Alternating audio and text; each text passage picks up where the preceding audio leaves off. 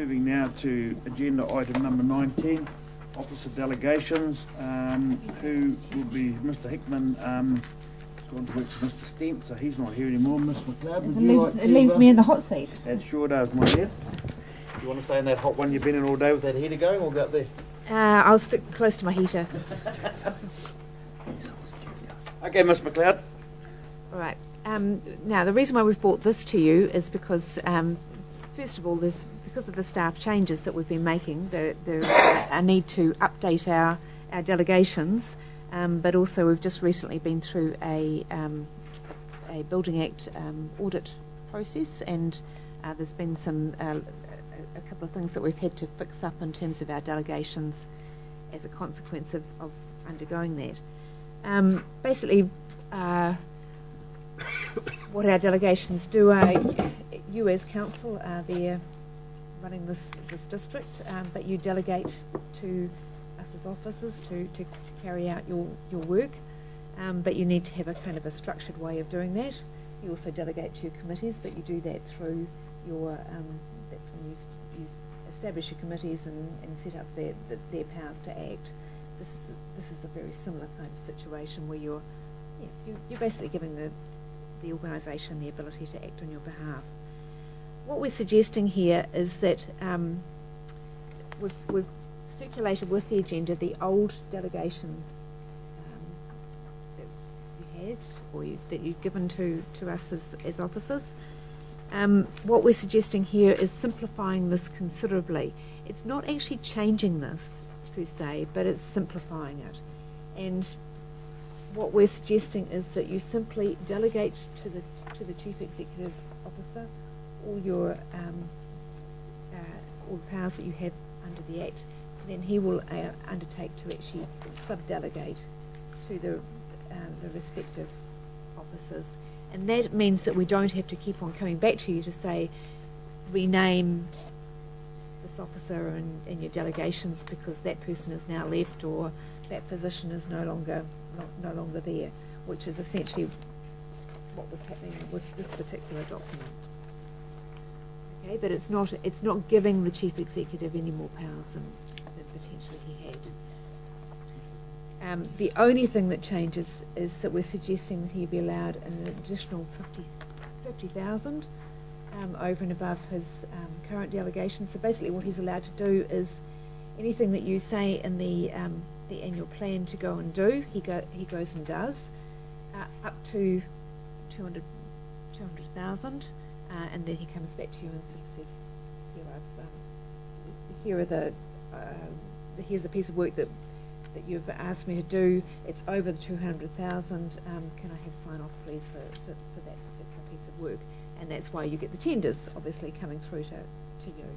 What we're suggesting is that delegation was set back when Mr. Rowbotham was in the seat, so that's now almost 5 years. And probably it would be prudent to actually raise that to 250,000 rather than the 200,000. When the report first came through, I think Stuart was being very kind to me, suggesting anything within LTCCP budgets, which could have been anything up to tens of millions, but my desire to retain that level at a relatively low level as it forces me to be able to inform you about what contracts are really going through the books. So I think the 250 is a relevant figure to give you enough information to know what's going on at a larger end of the scale, but without clogging you up too much with all of the operational rats and mice. Provided it's in our either annual plan or long-term plan. Yep. Yes, this does not give the Chief Executive the right to act outside of those parameters. And it doesn't allow the Chief Executive to do things that he's not allowed, that cannot be delegated by law. Which is the Local Government Act 2002. And parts of the RMA Act as well. So in this old policy manual, whatever you call it, there was a whole host of staff that had also got delegated authorities for expenditure. Is that not happening now, or because it's not in the resolution, or it's not? So what you're doing now is saying, Mr. Chief Executive, you can go and you can go and spend up to 250,000, but Mr. Chief Executive, you also have the power to sub-delegate, and so he can then sub-delegate underneath the 250,000 to other staff members, but they cannot then sub-delegate it on further. So let's draw a little picture here.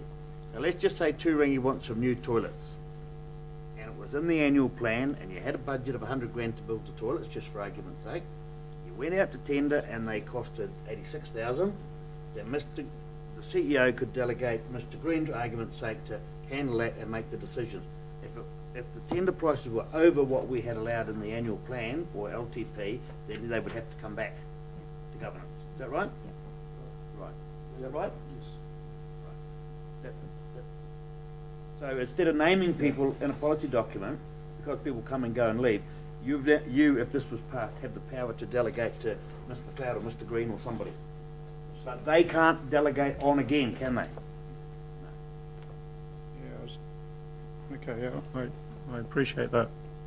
I just get a bit concerned about sub-delegation in terms That's why I was making sure it can go once, can't go. Yeah.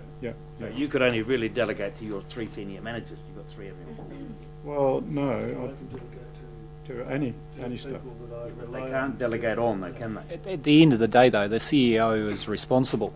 He's accountable. So, it's still, even though he sub-delegates to one person below him, he's still responsible at the end of the day. I just want to get clarity. That's fine. That's what I think Councillor Hickling's asking. Yeah. And if I can help here too, We're always happy to have your help, Mr. McLeod. if you go, Schedule 7 of the Local Government Act it specifically talks about that component of not being able to sub-delegate on.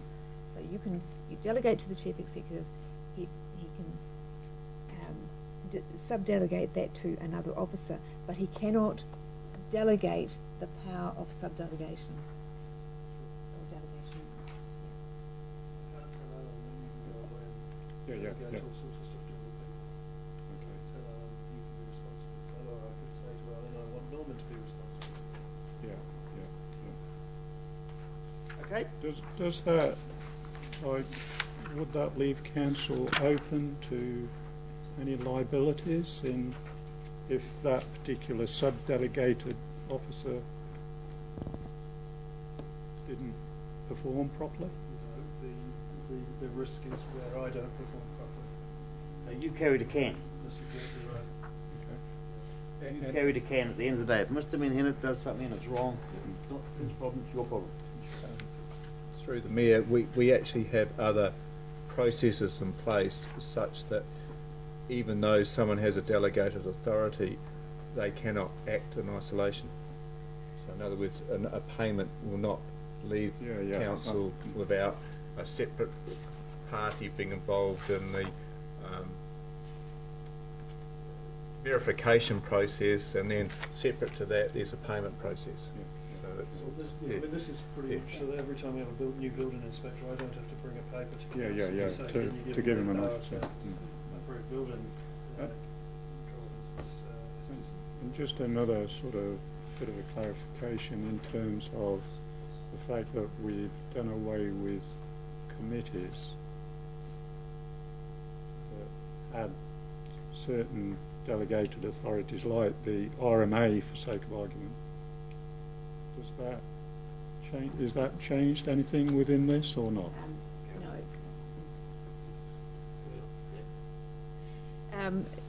No. No, this does not change that, because remember that is, you have your delegations to committees manual that we worked on shortly after the council was elected. This is simply related to the delegations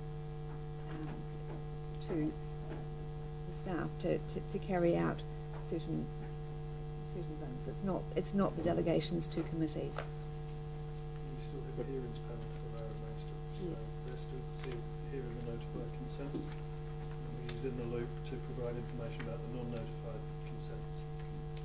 Previously, we would have reported back to the the RNH committee about those consents. So it was a duplication on the in the loop stuff. So what we now do is because we have no committee to report back to, we feed it through the loop. And Gareth and I have recently spoken about perhaps bulking up that report so that you're more informed. Yeah, The fact of the matter is there's actually less happening. Yeah, sure. So there's not actually much information to give at the moment. Yeah. And if I can just add one more Yep. thing. Yep. Just going back to the other question that you asked in terms of leaving council open to liability, again, the Act actually covers that off. There is a specific clause in Schedule 7 which says, to avoid doubt, no delegation relieves the officer of the liability or legal responsibility to perform or ensure performance of any function or duty. All right, anything further? Councillor Downard? I'll move.